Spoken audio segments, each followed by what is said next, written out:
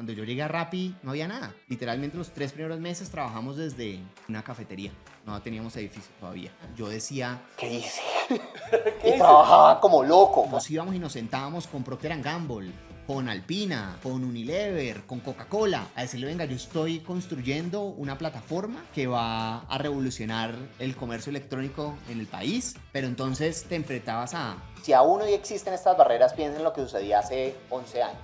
Nos tocaba ir a la empresa a evangelizar a las compañías y venderles ese sueño. Decirles, mire, estamos construyendo una plataforma que para su marca se convierte en el lugar de exposición a una audiencia que va a estar mucho más cerca de la transacción. Depende en vos qué tan lejos querés llegar. Si tenés un mindset chiquitico donde te pones límites, pues seguramente te puede ir bien. Pero yo lo que siempre invito a Pensar en grande, uno tiene que apuntar a presidente para llegar a ser alcalde. confía en tu habilidad, confía en tu capacidad. Rappi hoy, por ejemplo, en América Latina es una compañía más o menos unos 22 millones de pedidos mensuales. Colombia es más, estamos cerca de las 9 millones de órdenes mensuales entre todas las verticales. Y Rappi a la semana, este dato es bien interesante, lo abren, los app launches de Rappi a la semana están alrededor de 7.6 millones de veces. Entonces una marca que logra entrar allí es una marca que gana mucha exposición. Eso queremos hacer en Rappi, con mejorar la calidad de vida de los usuarios y hacer más productivos a todos nuestros aliados para que saquemos a Colombia adelante y este país crezca lo que debe crecer.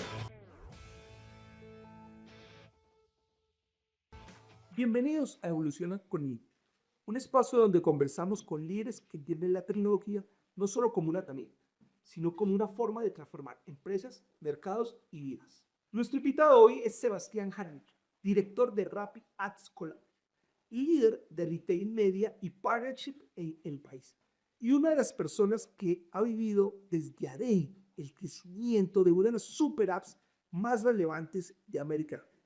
Hoy vamos a hablar de Rappi, de esa app que muchos usamos, pero la vamos a ver más allá de lo que normalmente conocemos. Aprenderemos de la tecnología, consumo y data de esa empresa y lo que significa pensar en grande.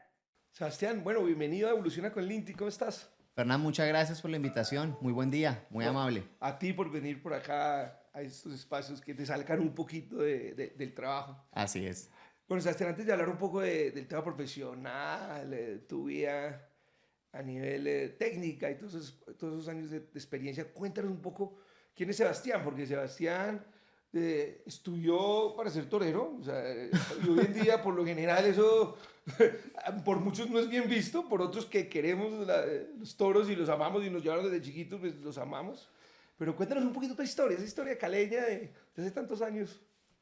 Bueno, muchas gracias. Mira, primero, Sebastián es un joven colombiano que se ha hecho a pulso, ¿sí? Creo que hoy por hoy, cuando digamos que he tenido la posibilidad de moverme en el mundo corporativo y en este tipo de cosas, uno compara muchas veces el background del que uno viene versus el de otras personas. Y pues yo vengo de haberme criado primero en una finca, entonces de haber conocido el campo realmente desde adentro. Mi papá es ingeniero agrónomo, entonces desde muy joven, yo nací en Cali, pero a los 2 años nos mudamos a... Seguramente este nombre, este municipio les va a parecer muy, muy conocido y nos fuimos a Jamundí Valle. Jamundí hoy es muy conocido en el país por todos los problemas que existen en conflicto armado y demás. Y viví toda mi infancia en el campo, en un corregimiento que se llama Villa Colombia, en una vereda que se llama Santa Rosa. Y ahí empezó todo. Hoy tengo 33 años, estoy casado, vivo hace 11 años en Bogotá, que fue cuando me vine a vivir acá. Mi esposa es bogotana, hace mes y medio acabó de nacer mi hijo, se llama Emilio, entonces estoy viviendo una nueva etapa y un nuevo momento para mí. Y soy una persona que cree profundamente que uno tiene que estar para servir y que quiere generar impacto social desde los lugares donde pueda aportar. Ahora te voy a contar un poco por qué y eso por qué lo fundamento, pero eso es, soy una persona que se ha hecho a pulso, que cree que la disciplina es el motor de transformación, que es súper dedicado y que soy muy juicioso, ¿sí? Muy bien. Además, me pareció interesante porque además estudiaste en un colegio público. Sí. Caminabas pero a tu colegio 1 hora, o sea, como muchos niños en este país. O sea, te ha tocado desde arrancaste la vida Sí. como una persona como sin muchas oportunidades, diría uno. ¿Cómo lo ves tú? Sí, mira, yo comparto esto y no lo comparto como con esa a veces sensación de generar pesar o victimización, cero en ese sentido. Lo hago con mucho orgullo, porque eso es parte de lo que me ha formado para lo que hoy soy. Yo tengo dos hermanas que son mellizas y ya son menores. Y mi mamá y mi papá, yo tuve la fortuna de crecer con ellos. Mis papás son profesionales, mi papá es ingeniero agrónomo, mi mamá es bacterióloga. Y cuando nos fuimos a vivir a la finca, a mí nunca me faltó nada, pero nunca tuve cosas de sobra. Y yo a veces le digo a muchas personas, pues yo nunca tuve acceso a la televisión por cable, por ejemplo, que muchas de pronto otras personas las tienen. Y eso no es ni malo ni bueno, sencillamente era. Entonces yo crecí con radio. Y a mí hoy me encanta escuchar radio. Y en ese momento, pues como estábamos en la finca, fui a estudiar en un colegio público, del corregimiento de Villa Colombia, que se llamaba la Institución Educativa General Santander. Y todos los días para ir al colegio teníamos que caminar 1 hora de ida y 1 hora de regreso. Inclusive mi mamá durante ese tiempo dejó de trabajar. Y lo que hizo mi mamá fue que ella nos iba a recoger y se regresaba. Entonces desde ahí vos empezás a ver un modelo a seguir de una persona que hace muchos sacrificios porque vos te formés. Y eso a mí me empezó a mandar algunos mensajes de, pues yo tengo que estar a la altura de todo el esfuerzo que están haciendo por mí. Y literalmente me iba caminando, se me acuerdo cuando llovía y nos poníamos una chuspa, los caleones decimos chuspa, no bolsa plástica. Chuspa, chuspa. En mi tierra te dicen chuspa. Y me ponía una chuspa en las botas para que no le entrara uno el agua y a caminar 1 hora de ida, 1 hora de regreso. Y también en esa época, como estábamos en el campo, pues vivimos el conflicto armado. O sea, yo tuve situaciones donde en ese momento escuchaba desde mi finca el famoso avión fantasma, que era ese avión cuando pasaba a bombardear a la guerrilla o a los paramilitares. Viví el hecho de que al pueblo llegara a las FARC, viví que obligara a mi papá a transportar en el carro a los paramilitares de un lugar a otro. Esa realidad de Colombia yo la sentí en carne propia. Entonces, lo cual me hace sentir muy orgulloso, porque me ha ayudado a tener los pies en la tierra y me ha ayudado también a demostrar que cuando uno viene desde abajo, en el buen sentido, no desde la pobreza absoluta, porque no puedo decir que eso fue así, pues uno se siente con esa sensación de haber vivido una realidad que te ayuda a ser mucho más consciente de las cosas y a agradecer por lo que hoy uno tiene. Sí, es una realidad que mucha gente en Bogotá o mucha gente en las ciudades principales no vive. Pero ¿a cuánto está Villa Colombia de Cali? Eso es un poquito para poner en un contexto a... Sí, a entonces, vos, de Cali a Jamundí estás conectado ya 20 minutos. Pero de Jamundí al corregimiento de Villa Colombia son aproximadamente en carro, en campero, en jeep, unos 45 minutos. De ahí a Villa Colombia, que es el corregimiento, venía la vereda Santa Rosa. Y yo estaba en una hacienda, en una finca que llamaba Las Brisas. Y de ahí allá era 1 hora a pie. Pero hay secuestro, es un tema complicado En la época en la que yo estaba, de Villa Colombia hacia arriba, viene lo que se conoce la Liberia, la Meseta, el Alto Naya, que conecta después con Buenaventura. Toda esa es una zona hoy que lamentablemente está muy afectada por los cultivos ilícitos y por la presencia de grupos armados. Es una realidad. Bueno, ¿y cómo terminas estudiando un año toreo? Explícanos un poco, ¿cómo llegas a eso? Sí, todo pasa, y esto empieza por algo, es que yo creo que nada es casualidad en la vida, ¿listo? Entonces, una vez, mi mamá todos los días viajaba a Jamundí, porque ella es bacterióloga, ejercía su profesión, regresaba a la finca. Y un día llegó con un libro de César Rincón, de la biografía de César Rincón, que es el torero más grande de Colombia, en la historia. Yo esa noche me devoré el libro de César Rincón. Pero literalmente, o sea, esa noche me lo leí y al día siguiente les dije a mis papás que quería ser torero.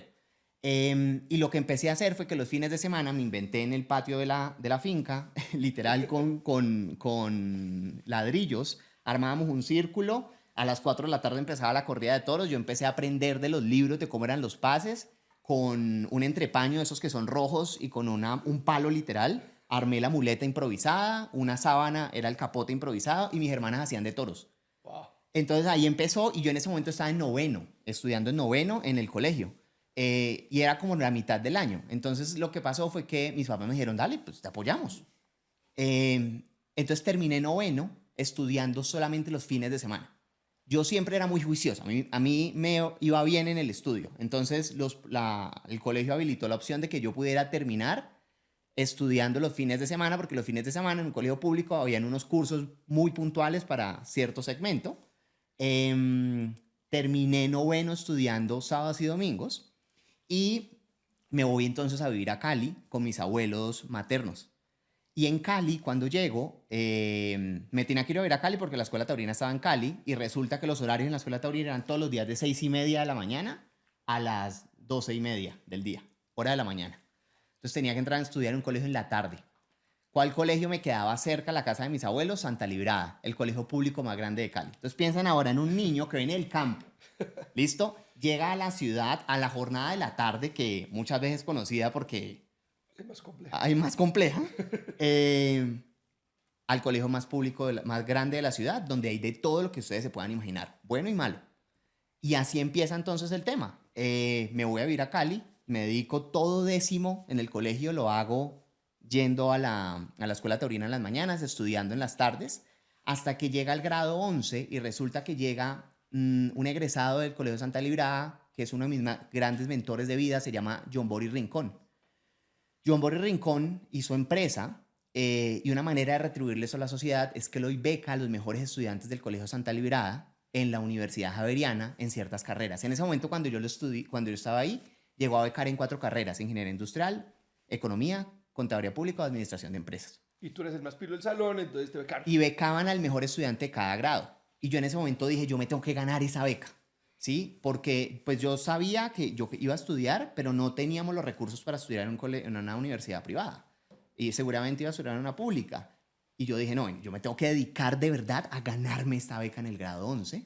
Y eso fue lo que hice. Entonces en grado 11 me clavé a estudiar, me gané la beca porque fui pues el de mejores notas, el mejor estudiante, y ahí venía a elegir la carrera. Y a mí jamás en la vida se me ha pasado a estudiar cualquiera de esas 4 carreras. O sea, yo quería ser o abogado o comunicador social, porque era como bueno expresándome, hablando en público, todo eso.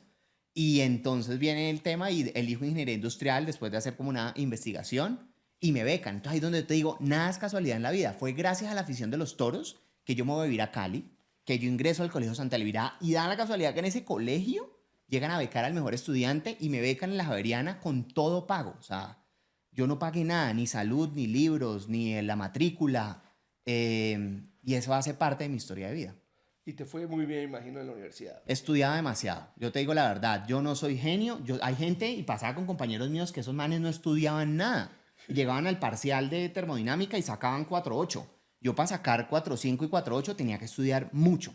Entonces yo soy muy disciplinado, ¿sí? De verdad, de hecho, cuando entro paso a algo y era que, como yo estudié en el campo, en un colegio público, pues yo no hice lo que hoy existe, eso que es transición, pre-kinder, no sé, todas esas cosas. A mí mi mamá me enseñó a leer y escribir, literal. Qué maravilla. Y yo entré a primero. Y entonces era buen estudiante y a mí me promovieron de tercero a quinto. Yo no hice cuarto de primaria y séptimo de primaria tampoco lo hice. O sea, entraste a la universidad de 14 años. Sí, y eso hizo que yo entrara a la universidad de 14 años. Entonces, pues cuando me acuerdo mucho que me iba a graduar y cuando iba a entrar a la universidad, pues era el más chiquito. Yo no rumbié hasta quinto semestre. Literal. Bueno, una ventaja ahí adicional. Tiene sus ventajas, pero ya cuando uno mira hacia atrás también dice, yo sacrifiqué muchas cosas de ese momento de mi vida por lo que quiero ser hoy. Y yo no sé si eso es bueno o malo, eso no me hace mejor ni peor. Mi criterio aquí no es juzgar o felicitar, no, sencillamente fue el camino que yo elegí y es un camino que yo agradezco mucho, pero aprendí que uno tiene que hacer sacrificios para estar donde quiere estar. Por fortuna entré a la Javeriana con ese grupo de los becados de John Boris Rincón, entonces yo no viví este tema del bullying o algo así, porque éramos un grupito como de compañeros, y eso de una u otra manera como que me blindó. Y en la universidad fui súper juicioso, yo estudiaba mucho. De verdad, para los parciales era de 6 de la mañana a 8 de la noche. Soy muy buen madrugador, mal trasnochador. Sí. Bueno, además no rumbeaste, o sea, estudiaste hasta quinto semestre. Como aburrido. Bueno, y en ese momento, no, pero y en ese momento tu familia, o sea, ¿usted vivía Sí. con tu familia o cómo era ese? Yo vivía- Porque yo a los 14 años, pues... Sí, vivía con mis abuelos, mis papás se quedaron en la finca, mis hermanas se quedaron con ellos. Ya después, como a los 4 años que mis hermanas tenían que entrar a estudiar en bachillerato y terminar y graduarse, se fueron a vivir a Jamundí. Entonces era algo así, pero literalmente toda mi universidad yo la hice viviendo con mis abuelos y me veía esporádicamente con mi papá, con mi mamá y con mis hermanas. Bueno, y ya empezando a entrar un poquito al campo profesional, porque has trabajado en todas las grandes empresas, muchas grandes empresas, además de retail de tu tierra, o sea, de las más grandes. ¿Cómo arrancaste esa parte profesional? ¿Cómo arrancaste ese proceso? Claro, entonces estaba en la Universidad Javeriana. De hecho, había entrado muy joven, a los 14 años, entonces me iba a graduar joven, tenía que hacer la práctica y quería hacerlo en tecnoquímicas. Entonces era curioso porque tenía menos de la edad permitida, entonces eso tocó hacer algo allí para que yo pudiera hacer la práctica. Claro, porque aquí contratar en Colombia a alguien de menor de 18 es Sí. una cosa dificilísima. Sí. Siempre toca como pedir piso de los papás y todas las empresas. Es un desgaste. Entonces uno prefiere, venga, hasta que tenga 18, porque ¿qué más? Tuvo su cuento, pero se logró hacer. Ingresé a hacer la práctica en tecnoquímicas y la empecé a hacer en una área muy propia de la ingeniería industrial porque la hice en una planta de producción en aseguramiento y control de calidad. Puros procesos productivos, conocí procesos productivos desde adentro, estandarización de normas ISO 9001 versión 2008. Hago la práctica que duraba 6 meses, me quedo con ellos contratado como un año más, pero yo descubrí que esa era una faceta de ingeniería industrial que yo no quería para mi futuro profesional y es donde aparece entonces Quala, que es una gran escuela de consumo masivo. Quala, pues grandes marcas como Vive 100, después le vendió todo el negocio de consumo del hogar a Unilever, de cuidado del hogar y demás. Y ahí empiezo mi carrera en ventas. Entonces la empiezo como representante de ventas. Ah, wow. Y me acuerdo que en ese momento manejaba todo el negocio de Quala para zona de Occidente y Pacífico. Entonces tenía Pasto, tenía Popayán, tenía el Valle. Chocó también tenía que No, hacer Chocó. no. Eran estas tres, Valle del Cauca, Cauca y Nariño. Ok.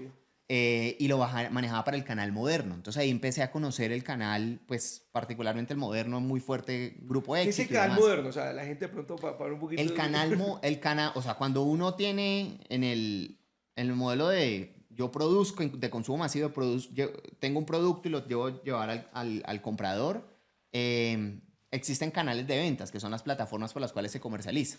Entonces, el canal Moderno son todas las grandes superficies, que se compone de cadenas nacionales como Olímpica, como Éxito, o cadenas regionales como Mercamío, Zapatoca, por ejemplo. ¿Sí? O sea, tú ibas directamente a estas grandes cadenas a vender, o sea, Sí, yo maleteado, era el ¿cuál? negociador, entonces tal cual maleteaba. Sí. Tenía que ir a garantizar los estándares de exhibición. Entonces, literal, yo iba y me paraba al frente de la góndola para ver que la sopera, Vive 100, estuviera bien exhibido. Entonces, tú te paras al frente de una góndola y existe algo que se llama la planometría, que garantiza cuántas caras tiene un producto. Y hay unas negociaciones por los planes de acuerdo comercial, los famosos PAC, que existen. Yo me paraba al frente de la góndola y decía cuántas caras existen. Si no, me tocaba irme a la bodega y A ver. a ver si teníamos inventario, pedirle al operador logístico que lo surtiera, o en el caso yo surtirlo, validar la política de precios, garantizar que las negociaciones por punto de venta se estuvieran dando. Entonces, si tienes una punta de góndola o tienes, no sé, una isla. Y ahí empieza a darse cuenta uno que el consumo masivo es fascinante, nada es fortuito. Cuando tú estás caminando en un pasillo de cualquier supermercado, lo que está ahí tiene un propósito y viene una negociación detrás y tiene un costo asociado. Entonces yo me encargaba de garantizar todo eso en todas las regiones. Y el equipo de impulsadoras y todo ese tipo también Estaban manejaste el bajo mi estándar. responsabilidad. En ese caso, las impulsadoras estaban bajo mi responsabilidad. ¿Cuánto tiempo estuviste ahí en el Kuala? En Quala estuve durante un poco más de un año. Estuve en Quala en ese momento. Y ahí vi que ya pasaste después al Quería acá en Bogotá. O sea, ¿cómo Sí. fue esa Esa transición? es una historia bien bonita. Esa es una historia bien bonita. Y pasa algo porque, mira, yo estaba en Quala y llegó un momento donde yo empecé a sentir que quería un reto más grande. Y a mí siempre me apasionaba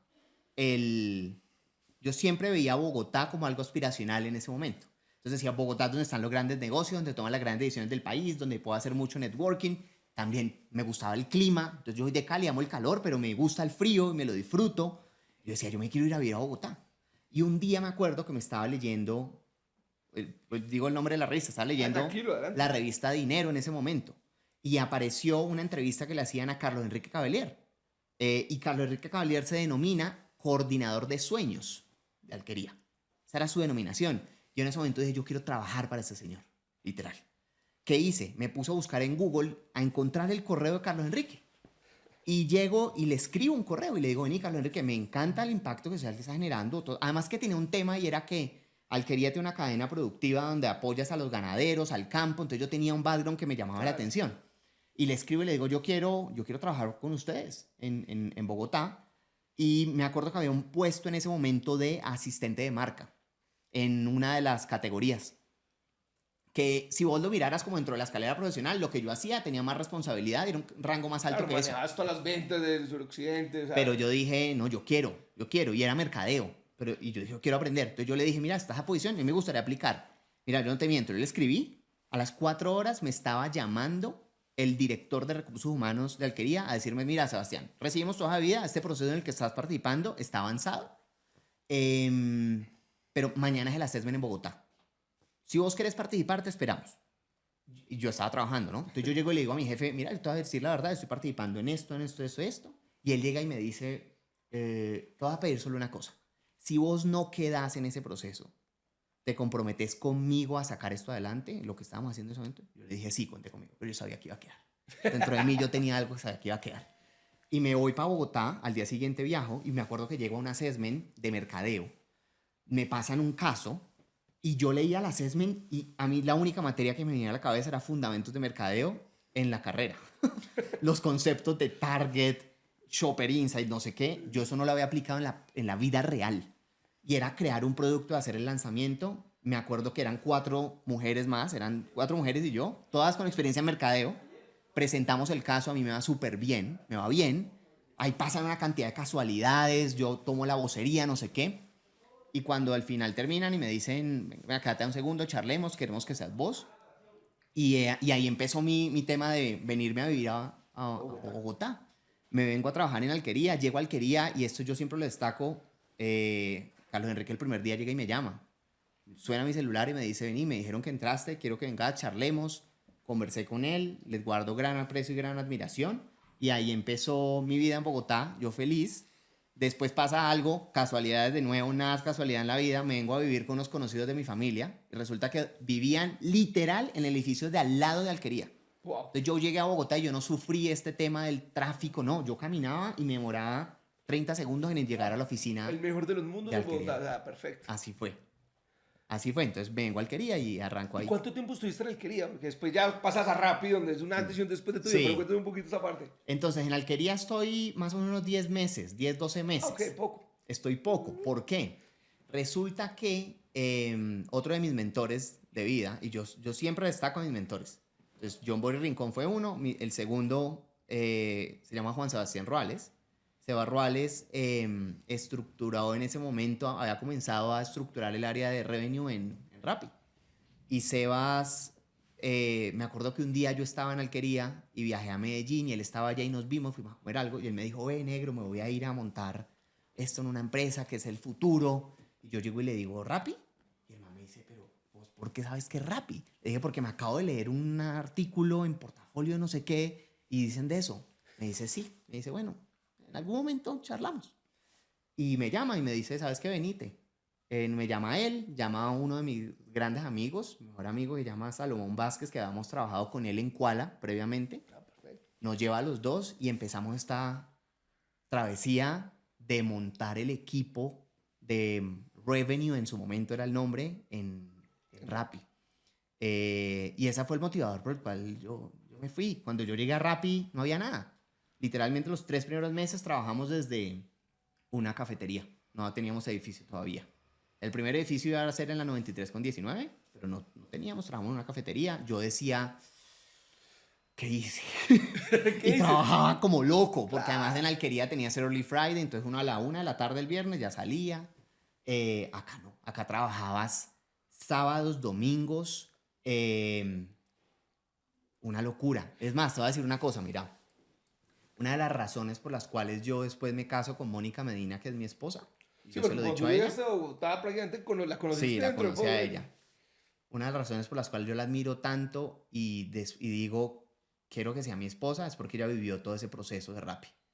Yo tuve momentos de Rappi donde el nivel de compromiso es tan alto, el nivel de trabajo es tan alto que uno podía estar en una reunión familiar o compartiendo con tu pareja y teníamos un problema en la oficina y me iba a la oficina.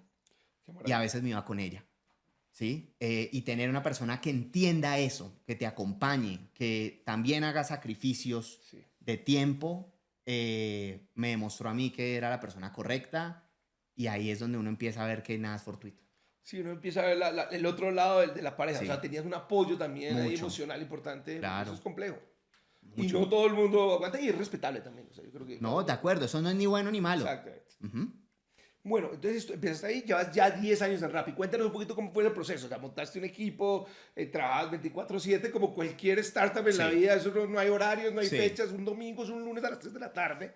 Los que hemos montado este tipo de compañías sabemos cómo es eso. Cuéntanos un poquito ese proceso. Bueno, arrancaste en Rappi y ¿cómo fue?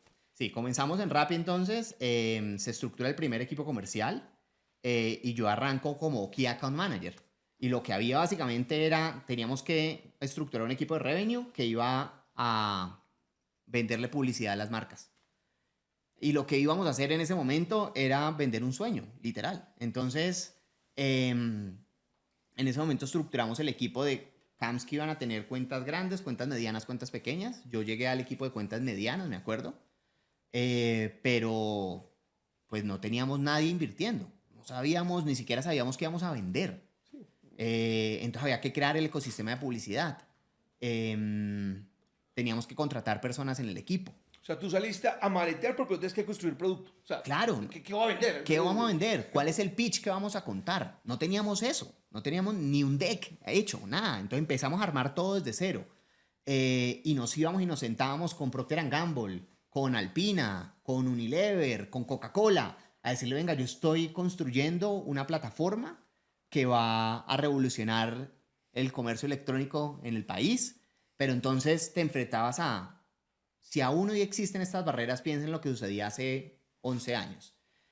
Bajita penetración de tarjetas de crédito en el país, ¿no? Había mucha temor y dudas de las personas porque te hicieran chancuco, te robaran por comprar en internet. ¿Listo? El famoso tumbe, que la clonar Claro, tarjetas y no, todas estas cosas. Todavía existe, además. No estructuras de equipos digitales o de e-commerce dentro de las compañías. Nadie era responsable de eso. Tenías el canal tradicional, las tiendas de barrio, mayoristas, distribuidores y los cadenas nacionales con el canal moderno. Eso era lo que existía. Entonces nadie era owner de eso. Todo el mundo lo desconocía. Nos tocaba ir a la empresa a evangelizar a las compañías y venderles ese sueño.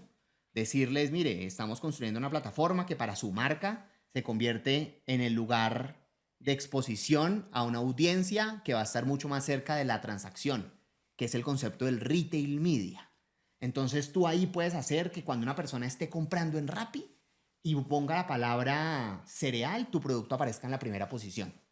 O además que todos los compradores que yo tengo que han comprado leche, les envíe una muestra de un chocolate y lo prueben en la casa. Y empezamos a construir lo que nosotros denominamos el universo offline y el universo online. Soluciones de publicidad que abordan todo el ecosistema o el funnel de conversión. Entonces teníamos acciones de awareness, de consideración, de conversión, de loyalty. Y ahí es como arranca. Ahora te puedo contar un poco más de detalle de eso, pero empezamos estructurando ese modelo de negocio y eso empieza a tener tracción porque los fabricantes, los makers, les llamamos nosotros, se empiezan a montar. Y a medida que se van montando, pues teníamos que ir creciendo la estructura. El Rappi se empieza a expandir. Entonces estábamos en Colombia, después abrimos México, pero después abrimos Brasil, ya nos fuimos a Argentina, ya éramos más países. Entonces empezamos a organizar el equipo por... el primer experimento que hicimos fue por categorías. Entonces agrupemos a los fabricantes de Care and Beauty, a los fabricantes de bebidas, a los fabricantes de... ¿Y tú ahí manejabas qué? O alimentos. sea, ¿cuál era o sea, porque fuiste Ahí creciendo, todos empezamos a buscar como, estamos Ah, creando nuevas áreas. Porque eso Exacto. es- Entonces todos hacíamos un poco de todo. El siguiente rol que yo empecé a tomar fue, tomé el negocio de Care Beauty Pharma para Colombia. Excelente. Entonces me empecé a especializar en esas industrias. Entonces los Sanofi, los Tecnoquímica, los Procter & Gamble, los Unilever, los L'Oreal, todos esos. Bueno, tampoco era ajeno a ti, o sea, de ahí lo tenías. Sí, lo conocía. Y era un negocio de consumo donde yo venía. Eso era en Colombia. Y después dijimos, no, como que necesitamos un líder de Colombia. Entonces entro a manejar el equipo de Colombia durante un tiempo. Pero después empezaron los otros países. Entonces dijimos, no, hay que crear la región andina. Entonces creamos región andina, que era Colombia, Perú y Ecuador, en ese rol de Care Pharma y Beauty de nuevo. Después de eso, ya éramos 8 países. El último que abrimos posteriormente fue Costa Rica. Y había entonces que ampliar el scope y asumo un rol global regional, pues, de head regional de Care Pharma y Beauty para esos 9 mercados. Y eso fue espectacular, porque entonces ya veía Brasil. Excelente. Y pasa algo. Entonces resulta que yo venía de una formación de colegios públicos, ¿no? Y resulta que en Colombia, y esto tenemos que trabajar todos para, de verdad, corregirlo, creo yo, la formación en inglés es precaria. No, es pésimo. Entonces mi inglés era malísimo. Y a mí me ha generado eso como una especie de trauma, ¿sí? Porque, pues, venía de colegios públicos, donde el inglés que era muy poquito. Después llega a Santa Librada, donde lamentablemente tampoco era el mejor. En la universidad no fui el core, fue esas materias que me veía, pero las pasaba. No eran las que mejoraban el promedio. Que pasaba uno en 3. Sí. Y eso a mí internamente me empezó a generar como un miedo hacia hablar en un segundo idioma. Y resulta que cuando llego a Rappi, a esos roles me tocaba negociar en inglés. Pero negociar en inglés, o sea, productores en países acá en Latinoamérica. No, porque entonces imagínate que cuando yo asumo, por ejemplo, el rol de regional de Care Pharma y Beauty, yo tenía que cerrar un plan para América Latina. Ya. Las personas que van a América Latina estaban sentados en Panamá, o estaban sentados en Estados Unidos, o estaban sentados en México, pero eran de la India, o eran americanos, o eran ingleses. Ah, pero bueno, qué buen reto. Qué buen reto. Entonces, claro, entonces yo... A estudiar inglés, como bien juicioso. Pero en la práctica. Entonces, literalmente yo me acuerdo mucho a estar viajando cuando me tocaba ir a cerrar los planes regionales a México. Yo los días anteriores literalmente escribía todo el pitch que iba a decir y me lo aprendía. Ah, wow. Me lo memorizaba y me acuerdo el día viajando en el avión, leyendo, aprendiendo. Pero eso lo que me mostró algo y es que uno tiene que abrazar el miedo. La más común podría haber sido, por ejemplo, decir, uy, moverme a una categoría donde de pronto no tenga que negociar en inglés porque la sabían. Yo todo lo contrario, decía, dámela. Yo empezaba a buscar, que no, este cliente, vamos a cerrar una negociación regional, aquí le tengo que escribir a esta persona, lleguemos.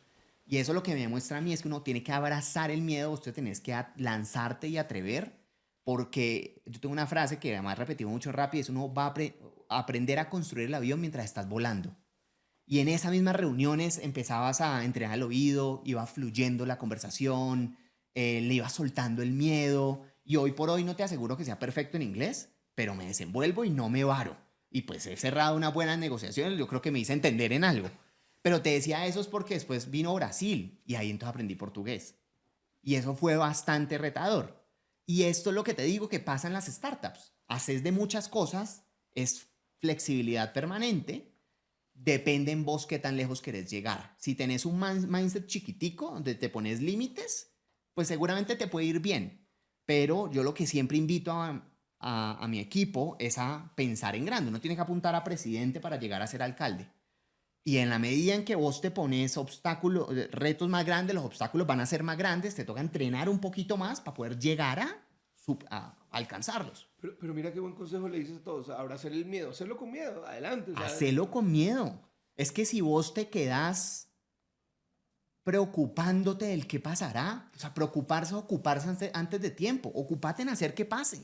En el camino vas a ir resolviendo. Eso sí, confía en vos, confía en tu habilidad, confía en tu capacidad. Pero siempre les digo, atrévete a ir de 0 a 1. Y en ese camino vos vas a ir descubriendo cómo construir tu mejor versión. Sí, eso nos pasa en las empresas, hay que avanzar. Dijiste algo, entonces empezaste a hablar inglés, portugués, te tocó ir a Francia, alemán, algún otro. Nos tocó, sí, claro. Entonces ya eres políglota. Pues me No, defiendo, pero bien, me bien, defiendo, que- pero que- me que- ha tocado. que bueno, hay una de las cosas, los éxitos de las empresas es la cultura. O sea, Sí. incluso ahorita estamos hablando de Alpina, que también tiene una cultura muy, muy arraigada. ¿Cómo es la cultura, lo que me está diciendo en Rappi? O sea, es una cultura totalmente, como lo que dices, hágalo con miedo, avance. Sí. Que creo que eso es lo que hace la diferencia en las empresas exitosas. Totalmente, y creo que uno de los grandes factores de éxito que tiene Rappi es el mindset emprendedor que tenemos. Y entonces, todos los que trabajamos en Rappi nos vemos como intraemprendedores. Estamos allí porque tenemos la habilidad de construir cosas desde cero. Entonces, hay varias cosas que definen nuestra cultura, pero creo que Una de ellas es que somos súper obsesionados con hacer que las cosas pasen. Eh, nos dicen no y el no es una razón más para encontrar 3 caminos diferentes para el cómo sí y para seguir avanzando. Tenemos una cultura donde somos muy proactivos en función de la solución. No nos gustan las excusas. Las excusas es una limitación mental que vos te pones. Tenemos una mentalidad donde somos owners de los problemas. Entonces eso es bien interesante porque muchas veces el mundo corporativo, y de nuevo, esto no es malo, yo trabajé en el mundo corporativo, aprendí un montón del mundo corporativo, pero en el mundo corporativo pasan las jerarquías. Entonces, esta persona, pero eso es responsabilidad de él. Llámate el correo, hágalo usted. Sí, y se demora 15 días en contestarte el correo y está bien. Acá no. Esta es una cultura muy fundamentada en las relaciones, en la cercanía, en la confianza. Piensen en empresas que tienen 60 años en el mercado y aún tienen procesos por estandarizar y cosas que no operan bien. Ahora piensen en Rappi, una empresa que lleva creciendo exponencialmente y que lleva 10 años. Piensen en todo lo que puede haber diferente al mundo corporativo. Entonces, somos owners. Entonces uno se empodera de la solución, uno va y busca a la persona, uno lo influencia, uno hace que las cosas pasen, ¿sí? Y eso te va a vos despertando, yo le llamo como la teoría de la montañita. Entonces, la teoría de la montañita, ¿qué es? Es, vos vas caminando en la vida y llega momentos de tu vida donde viene una loma o viene un camino que de pronto puede ser más larguito, pero es planito. Este es más empinado. Muchas personas eligen este camino planito porque es medio cómodo, porque yo voy a llegar más seguro, porque ahí no va a tener tanto miedo, porque no me aseguro que me vaya a caer ni resbalar. Nosotros en Rappi, yo he elegido y a mi equipo le pido que elija siempre la montañita, porque eso te saca músculo. Entonces, cuando vos empezás a subir esa montaña, vas escalón tras escalón, después volteas a mirar hacia atrás y te das cuenta que objetivamente has sacado y creado un músculo que te hace mucho más habilidoso. Y empezás a descubrir que soluciones que antes creías que no existían, las desarrollaste. Y eso que en el día 1 pensabas que no iba a ser posible, lo lograste. Y eso que tenías miedo a hacer, lo superaste. Y ese músculo que uno saca hace que vos encontres tu mejor versión siempre. Pero bien interesante que eres owner de la solución y del problema. O sea, Totalmente. Como sea, adelante. Totalmente. ¿Y cómo las herramientas que le dan? Porque a veces las multinacionales o las corporativas son muy limitadas. Este tipo de compañías hagan lo que, o sea, proactive, hagan lo que quieran. Sí. O sea, adelante. Entonces ahí ya ustedes le dan la potestad, que traiga el resultado. No venga a decir que cogió el camino largo. O sea. Sí, entonces, por eso es que por eso yo creo que las personas que crean las empresas exitosas, pues son muy especiales. Y por eso es que la cultura pasa por talento. La cultura pasa por un sentimiento compartido. Eso es cultura. Entonces, Rappi, ¿qué te da autonomía? Y aquí te menciono, otro de mis grandes mentores es pues, uno de mis jefes que ha sido durante mucho tiempo, Julián Mallorca. Y la autonomía te dan la libertad de equivocarte, aprender de esos errores y seguir para adelante. Y cuando a vos, un líder, te permite equivocarte y caerte, eso a vos te forma mucho. ¿Sí? Te permite estrellarte contra el mundo. Pero cuando uno se estrella contra el mundo y tiene autonomía y sabe que hay ciertos skills básicos, eso te despierta un genio dentro de vos que te ayuda como a decir, lo puedo haber hecho diferente, qué aprendizaje saco de esto, lo ves desde el lado positivo. Entonces te dan autonomía. Eso es muy interesante. Bueno, pasando un poquito más al tema ya de Rappi, enfocado al tema tecnológico. Todo el mundo habla de inteligencia artificial, todos hablan de inteligencia artificial. ¿Cómo está usando Rappi la inteligencia artificial para pues, sacar sus productos, sus temas novedosos? Todo el mundo conocía Rappi, Colombia y bueno, y en México y lo que está hablando. La inteligencia artificial, ¿qué está haciendo? ¿Cómo está generando ese cambio dentro de la organización? Es un boom. Entonces, mira, lo primero es que estamos haciendo un esfuerzo gigantesco por capacitar a nuestro equipo.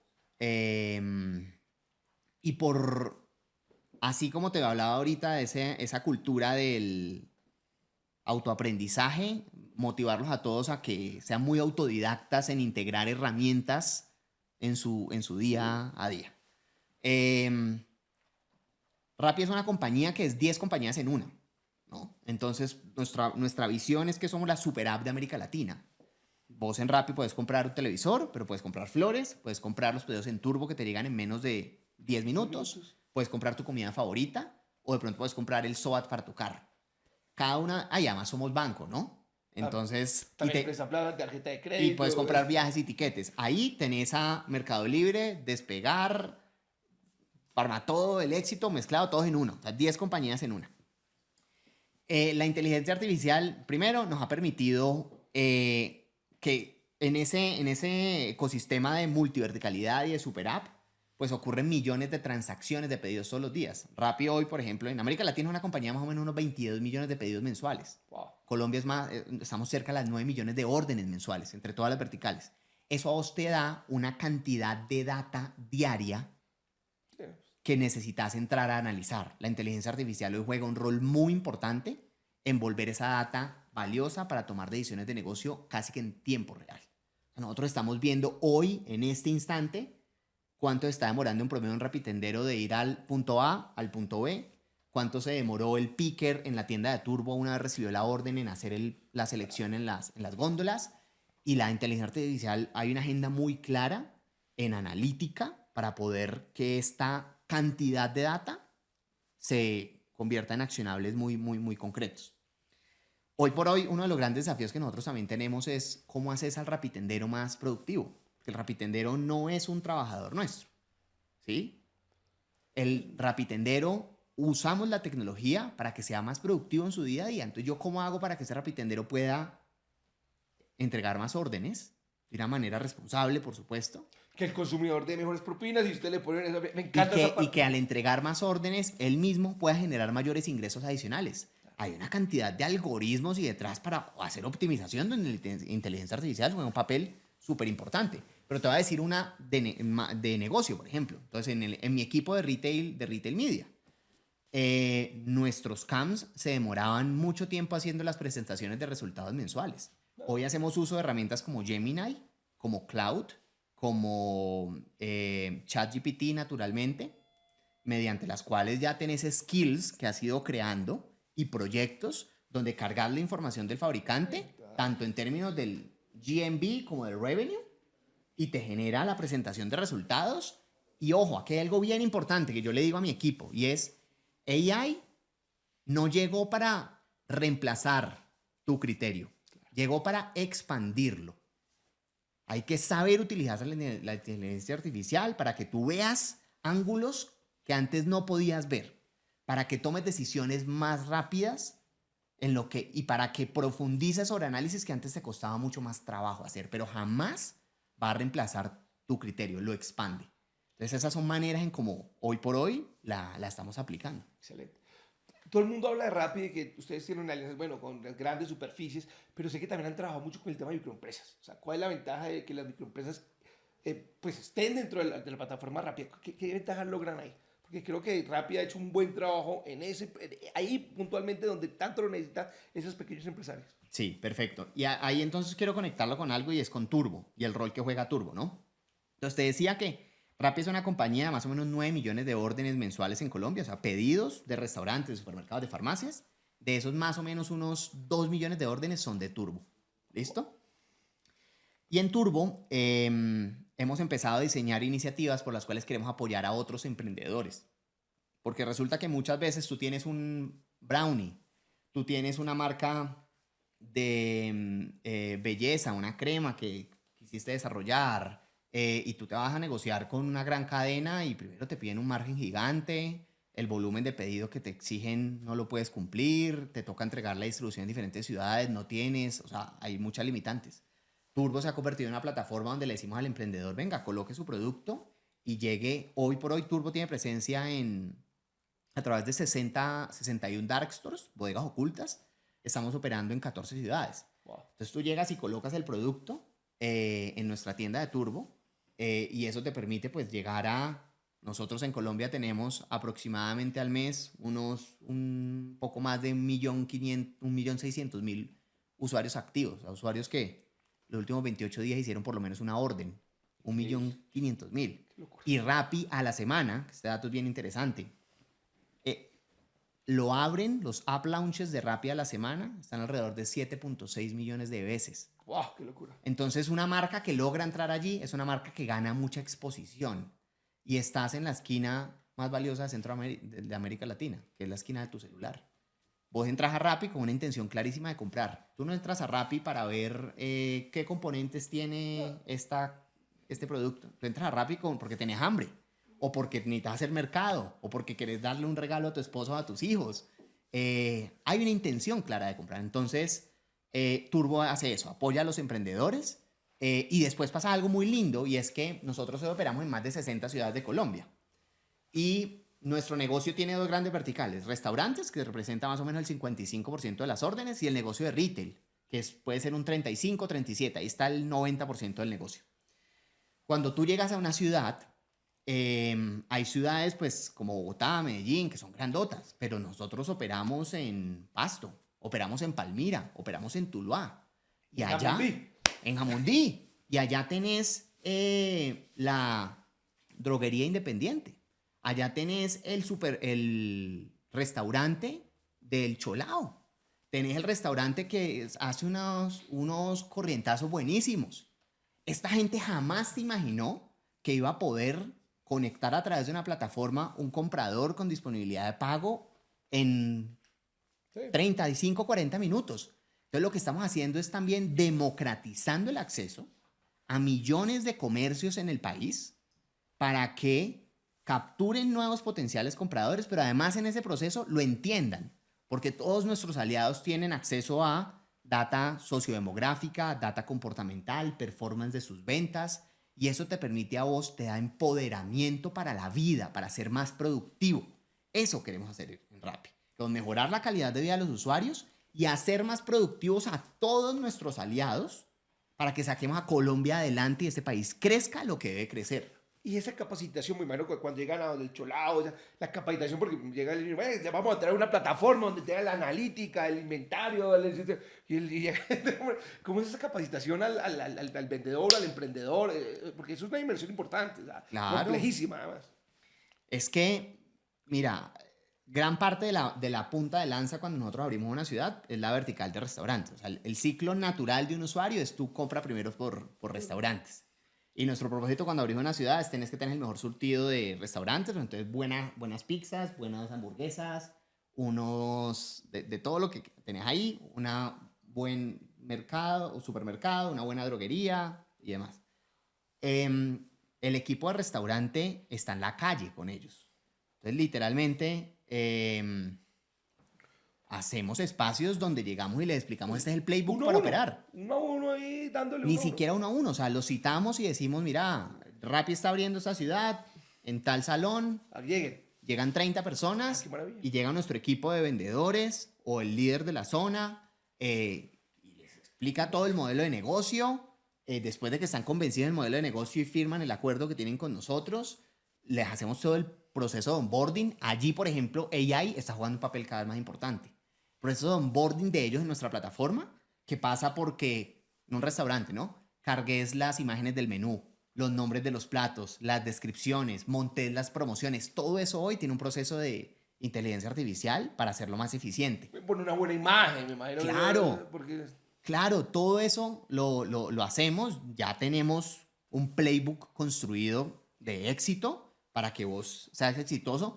Pero además es que Rappi es bien complejo, porque uno dice, listo, ya cerré este restaurante, entonces tenés la mejor oferta en Jamundí.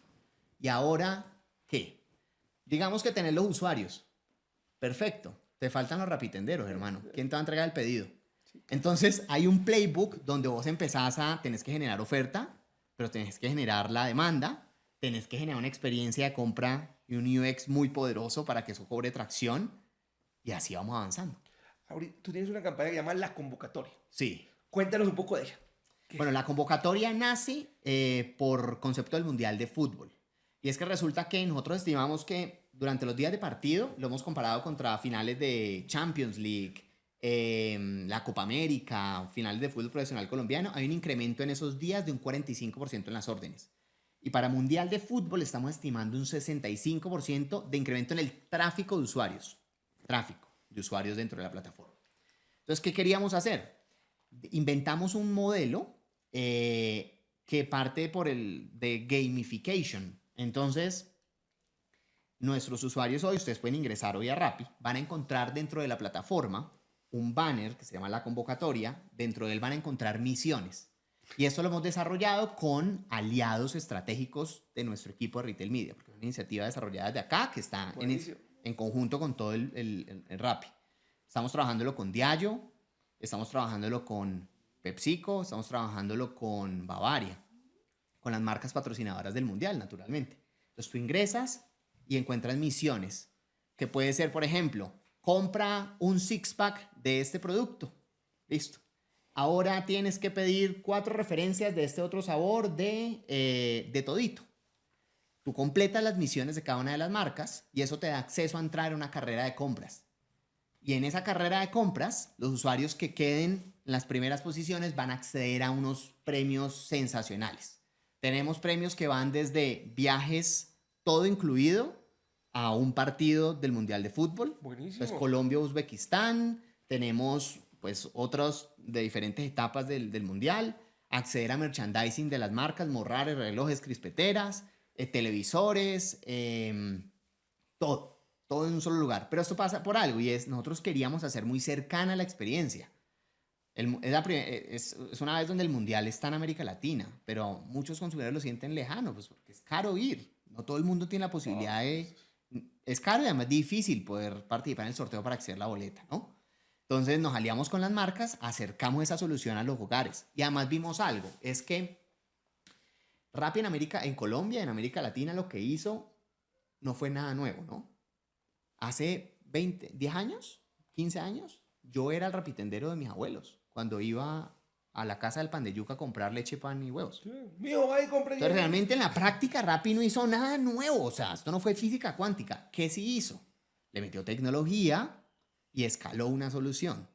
Y lo hicimos porque cogimos un hábito que ya está instaurado en los colombianos, en el mundo de las personas, que es comer, que es mercar, y le insertaste una nueva rutina.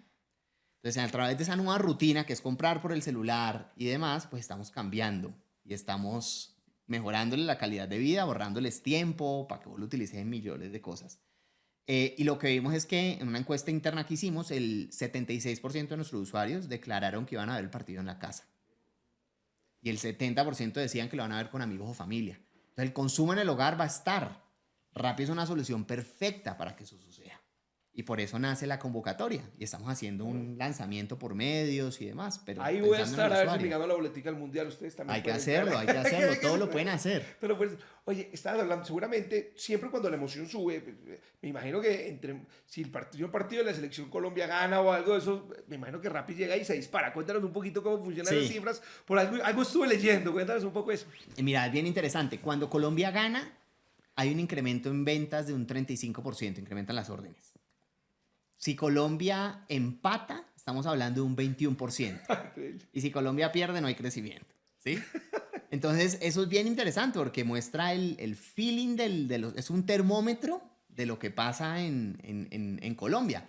Y lo que tenemos pensado, por ejemplo, para Mundial de Fútbol es que con Retail Media, que es lo que nosotros hacemos, y pues con Rappi, con la propuesta de valor, vos vas a encontrar promociones en tiempo real. Entonces, imagínate, está jugando Colombia versus Portugal. Y cuando le hagamos el 3-0, al 3-0 le subís un 20% de descuento más a X producto. 3 por 1. Y pedirlo a través de Turbo. ¿Sí? O va a salir una comunicación por el canal de WhatsApp. No, si todos no siguen el canal de WhatsApp de Rappi, síganlo. Tenemos más ya casi 600,000 seguidores. Y en el canal de WhatsApp te vamos a decir, escanea este código, da clic aquí, todos 1,000 productos gratis, porque ganó Colombia. Entonces es justamente es el tipo de iniciativas que logra Retail Media y que logra Rappi con un modelo de hyper convenience. Y acercar un poco lo que ustedes están haciendo del público que beneficia a todos. Qué maravilla. Sí, de acuerdo. Y las marcas deben estar felices entonces con ustedes. O sea, ese acercamiento solo tiene algo en el celular. O sea, impresionante. Hemos hecho un trabajo ya de 10 años en construir el negocio de Retail Media. Yo digo primero con orgullo que somos lo que somos por nuestra gente y por el talento que tenemos. Son más de 60 personas, Hernán, que trabajamos en este equipo de Retail Media, que yo tengo el orgullo y el placer de poder liderar. Qué maravilla. Desde equipo comercial, equipo de Data and Insights, equipo de operaciones, equipo de producto, todos. El año pasado nosotros logramos tener más de 250 fabricantes que trabajaron con nosotros. Entonces, cuando tú haces eso, estamos hablando de más de 2.000 marcas que desarrollan alguna iniciativa de Retail Media a través de Rappi Ads en Colombia.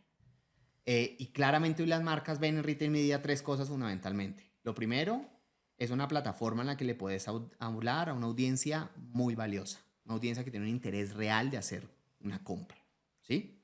Lo segundo, hemos creado un ecosistema que permite que tú como marca, en función del propósito que tengas, ganar nuevos usuarios, incrementar participación de mercado, mover la venta, pues accedas a esas soluciones a lo largo del funnel de conversión, y todo nuestro equipo, que es un equipo de consultores, te diseña el plan 360 para mover esos indicadores de negocio. Y lo tercero es que te damos una medición que te permite a vos tomar decisiones día menos uno. Hoy nuestra plataforma que tenemos, que se llama Brands by Rappi, te permite a gerente de marca, un presidente, acceder allí y ver la data y el comportamiento de tu marca con corte al día de ayer, con un nivel de profundidad gigante, SKU por persona, por día, por ciudad, en fin. Entonces eso ven las marcas en el ecosistema de Retail Media de Rappi. Que anteriormente eran unos estudios carísimos que lo entregaban cada 2 meses, cada 3 meses, que eso la verdad no era tan relevante. O sea, ustedes hicieron algo, tienen varios componentes bien interesantes ahí con la analítica. Sí. Bueno, vamos a hacer una serie de preguntas rápidas. Ahí, a ver si ya estás preparado, va a ser súper rápido. A ver. Bueno, la primera, una palabra para definir Rappi. Un estilo de vida. Un hábito que te ha ayudado a crecer. Hacer ejercicio todas las mañanas. Wow. Eso es algo que nunca he podido lograr, pero bueno, admiro mucho la gente que hacer ejercicio todas las mañanas. Una frase que te activa todos los días difíciles. Una frase que me activa los días difíciles. Vamos para adelante. El proceso que te emociona automatizar. Yo siempre me ha emocionado mucho aquello que nos permita analizar la información de mejor manera para entregarle un insight a las marcas de una manera más simple. Eso. La aplicación de IA favorita. Uy, es que tengo varias, pero en este momento estoy súper engomado con Cloud. Es increíble lo que ha evolucionado. Es impresionante. Yo pasé de ChatGPT a Copilot, de Copilot estoy en Cloud y ya no me salgo de Cloud. O sea, ya... Sí, estoy aprendiendo mucho. ¿Y ya pasaste todo la memoria de ChatGPT a Cloud? Sí, claro, para que guardara todas mis conversaciones, sí. Una tecnología que te emociona. Una tecnología que me emociona. Todo lo que tiene que ver con robótica me fascina. Y el robotcito te compra a tu hijo un nuevo robot, bueno, está muy chiquito. Un error que te dejó una gran lección. Aquí me puedo tomar un poquito más de tiempo para explicarlo. Tranquilo. Porque, mira, eso también te lo cuento, y es que el ego es el enemigo. Entonces, en compañías como Rappi, donde uno crece tan rápido, se expone, hace networking, empieza a ganar visibilidad, es muy fácil caer en el error de que el cargo te define. Y uno se confunde entre el ser y el hacer, ¿no? Entonces uno empieza a creerse que uno es el cargo. Y en algún momento, yo ya voy a completar, ahora en junio, 10 años en Rappi, yo me perdí en ese camino. Y me perdí en ese camino y me dejé llevar por el ego, y la vida me mostró, y yo esto lo cuento, yo escribo mucho en LinkedIn y demás, y yo lo cuento porque quiero que otras personas no lo vivan así. La vida me lo mostró con ataques de pánico y ataques de ansiedad muy fuertes. Yo hace unos años viví eso y yo pensé que me iba a morir. Y pensé que todo lo que había construido se me iba a caer. Por fortuna la vida me lo mostró así, hoy lo veo hacia atrás y lo agradezco un montón de que me haya pasado, porque eso me cambió mi estilo de liderazgo. Me llevó a generar hábitos diferentes. me llevó a valorar mucho más lo que hago y el impacto que puedo generar, independiente de el cargo de la posición en la que vos estés. Entonces, eso es algo que yo digo, fue un error y hoy he aprendido mucho de ello. ¿Y cómo, aquí pasando un poquito, cómo superaste esa parte? Porque, bueno, encontraste que tenías eso, fuiste a una ayuda médica o cómo lo superaste. Sí. Si puedes explicar, sí, pero- Sí, claro que lo puedo explicar. Porque seguramente hay muchas personas que les pasa Sí. eso y en estos trabajos que tenemos Sí. ese nivel de estrés. Sí. No le puede pasar. Entonces, qué bueno alguien que ya superó ese proceso. Sí, eso me acuerdo además que empezó de la manera más random que te imagines. Un día, de un momento a otro, me empezó a dar taquicardia y yo no entendía las razones. Y empecé todos los días y me levantaba y no pasaban 10 minutos y ya estaba acelerado y sudaba. Y yo pensaba que me iba a dar un infarto.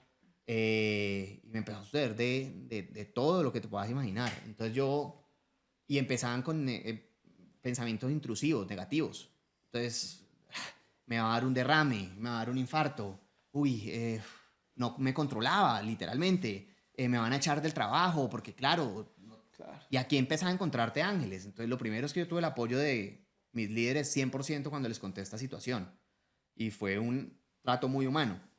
Y yo decidí primero hacerme todos los exámenes médicos para validar que efectivamente no hubiera algo en ese sentido. ¿Listo? Desde el azúcar, para que yo pensaba que me había vuelto diabético, 1000 vainas, hasta ir a una cardióloga. Y ahí fue un tema donde la cardióloga llega, me examina. Yo ahí tenía 30 años, 29, 30 años, una cosa así.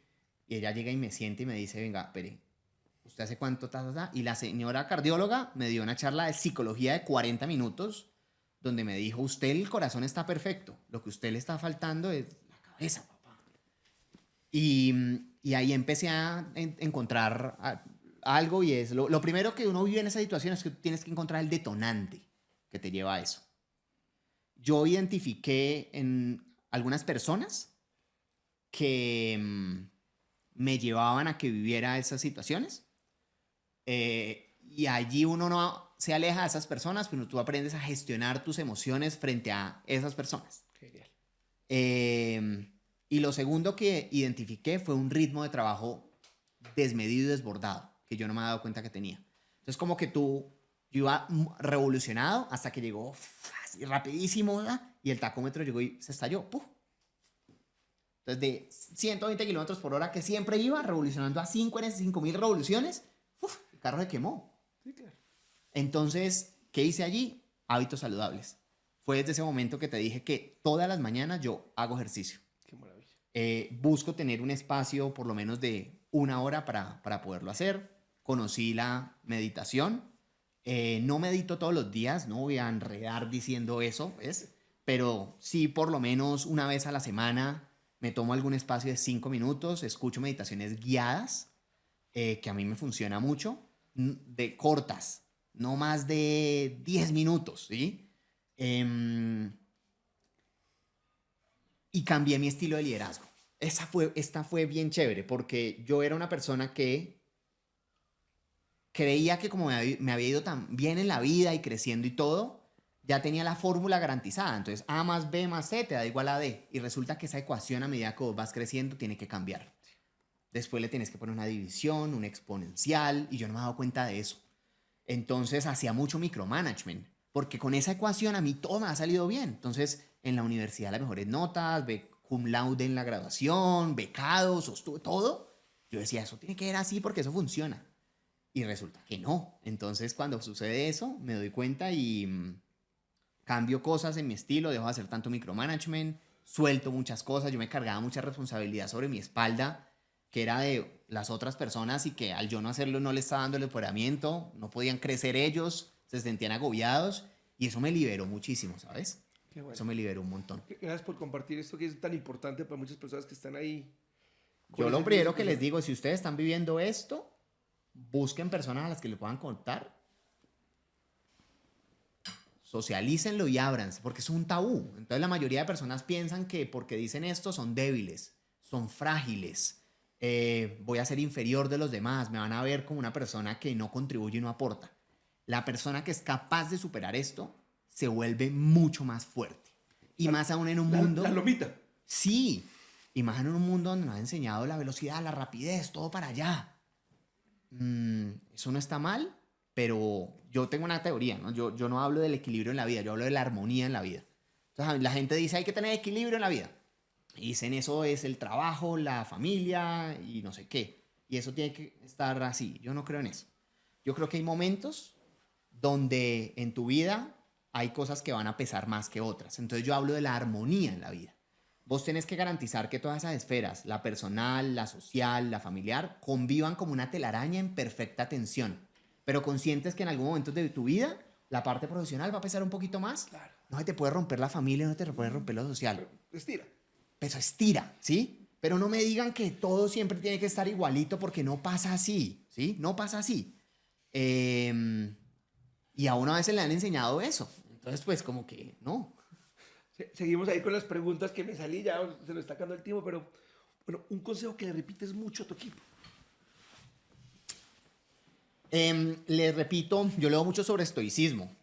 Entonces yo les repito que uno tiene que canalizar muy bien la energía. Enfóquense en las cosas que realmente pueden controlar. Uno no puede controlar lo que los demás dicen o hacen, pero sí la manera en cómo reacciona uno ante eso. Entonces enfoquen su energía en esas cosas. Qué maravilla. O sea, focus.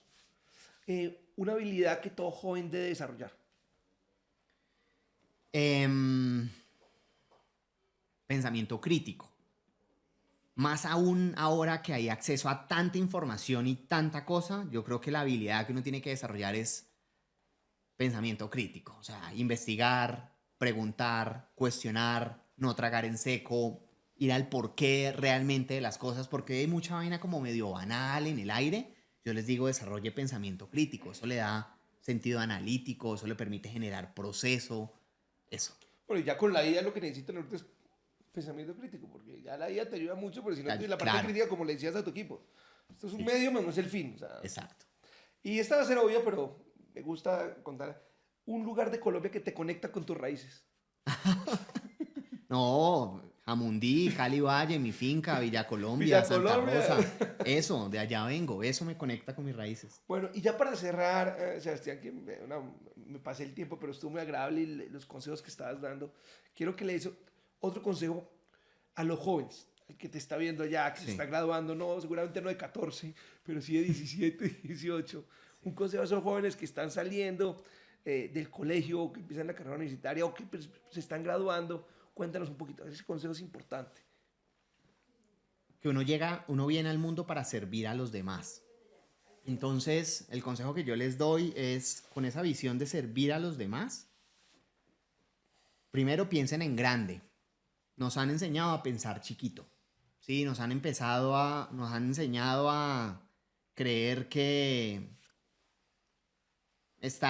salirse un poquito de la zona de confort está bien, pero no, es que expandirlo. Entonces, piensen en grande. Plantéense metas realmente ambiciosas y obsesiónese